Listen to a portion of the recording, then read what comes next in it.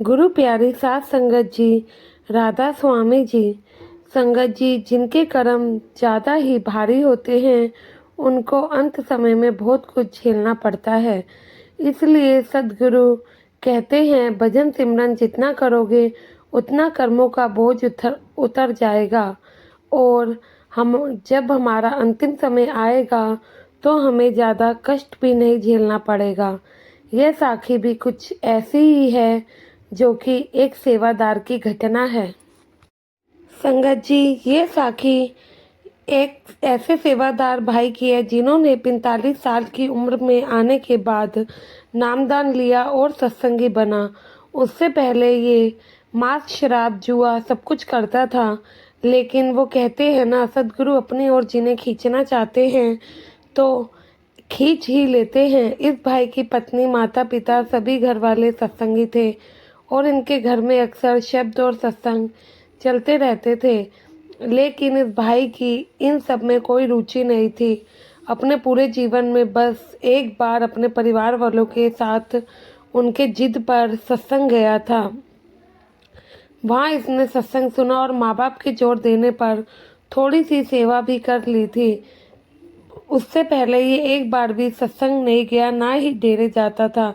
उस समय कपड़े की यह एक दुकान चलाया करते थे और सुबह दुकान पर निकल जाना, शाम को दुकान से शराब पीकर घर लौटना इनका डेली का काम था। इनके माँ बाप, पत्नी इनको समझाकर थक चुके थे। अब इन्होंने मान लिया था कि ये कभी सत्संगी नहीं बनेंगे। फिर एक दिन कुछ ऐसा हुआ, उस दिन इस भाई ने अचानक ही सारे बुरे काम छोड़ दिए और उस दिन से ये बिल्कुल बदल गया। इसको एक दिन सपना आया कि यह भाई मर चुका है और इसने बड़ी ही भयानक चीज़ देखी। फिर इसने अपने सपने में देखा कि सद्गुरु जी ने इनकी बाजू पकड़ी है और इसको भयानक चीज़ों से दूर ले जा रहे हैं।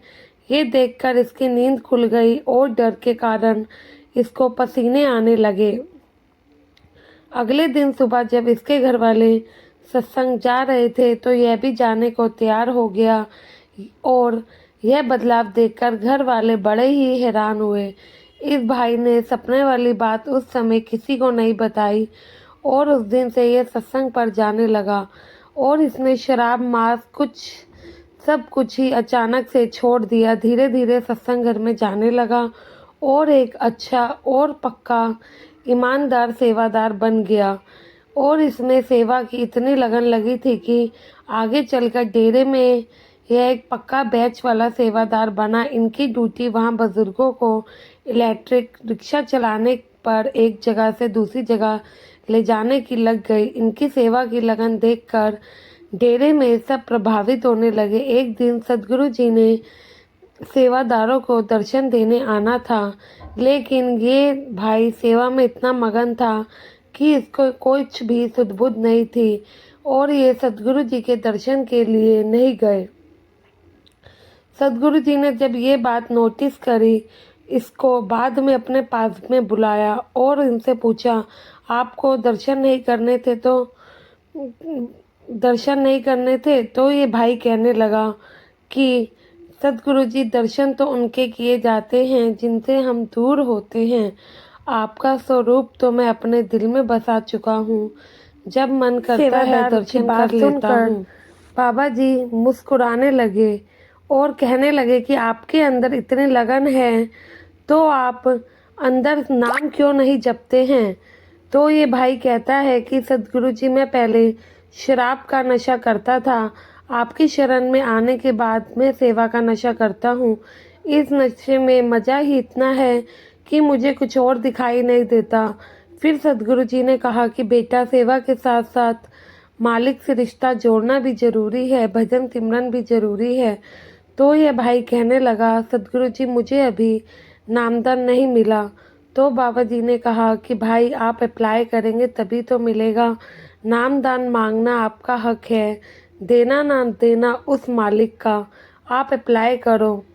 फिर सद्गुरु जी के कहने पर इस भाई ने नामदान अप्लाई किया और संगत जी, जब खुद कुल मालिक इस भाई को नामदान अप्लाई करने के लिए कहकर गए हैं तो इस भाई को नामदान ना मिलना ऐसा तो संभव था ही नहीं, लेकिन भाई ने नामदान का जरा सा भी लाभ नहीं उठाया। यह 24 घंटे में से 4-5 घंटे सेवा में बिताता और बाकी के 9-10 घंटे दुकान पर। उसके बाद ये इतना थक जाता था कि भजन सिमरन नहीं कर पाता था।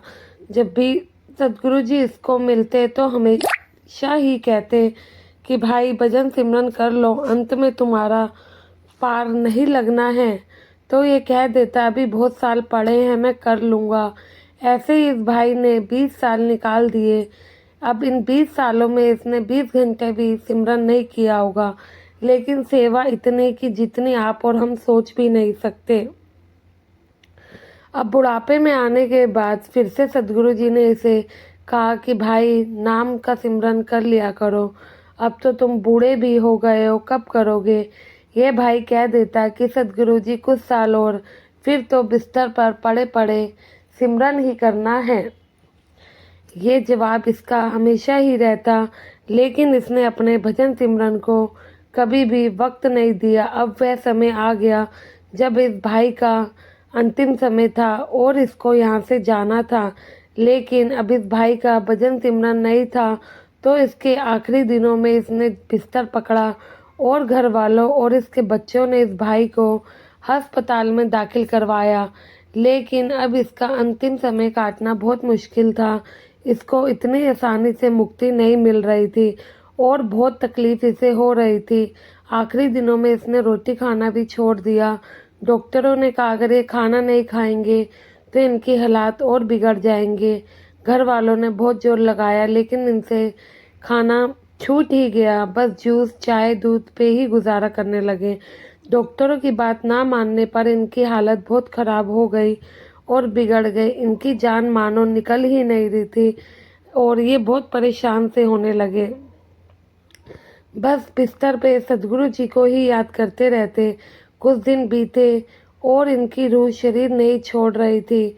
तो एक दिन बाबा जी जब लंगर करने गए, उस दिन सदगुरु जी ने लंगर नहीं किया और लंगर को पैक करा लिया।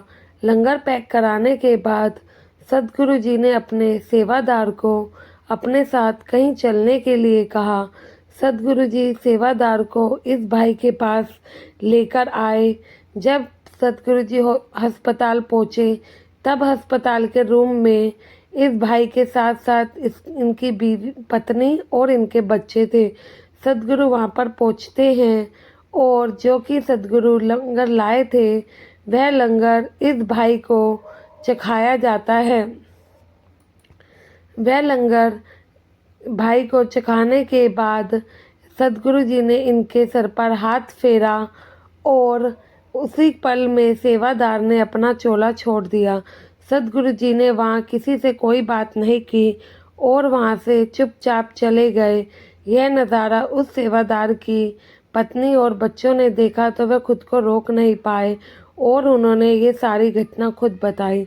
संगत जी, हमारे सदगुरु जब हमारी जिम्मेवारी लेते हैं, वो तो कैसे ही ना कैसे निभा ही देते हैं, लेकिन हमारा भी कुछ फ़र्ज बनता है। अगर हम भी भजन सिमरन नहीं करेंगे तो हमारा भी ऐसे ही आखिरी समय में कुछ ऐसा हाल हो सकता है, क्योंकि हमें नहीं पता हम क्या कर्म करके आए हैं। जिंदगी भजन सिमरन नहीं किया तो फिर क्या ही फ़ायदा हमें नामदान लेने का। आशा है आप भी अपने भजन सिमरन को पूरा समय दोगे और सदगुरु की बात मानकर अपना भजन सिमरन कल पर नहीं छोड़ोगे।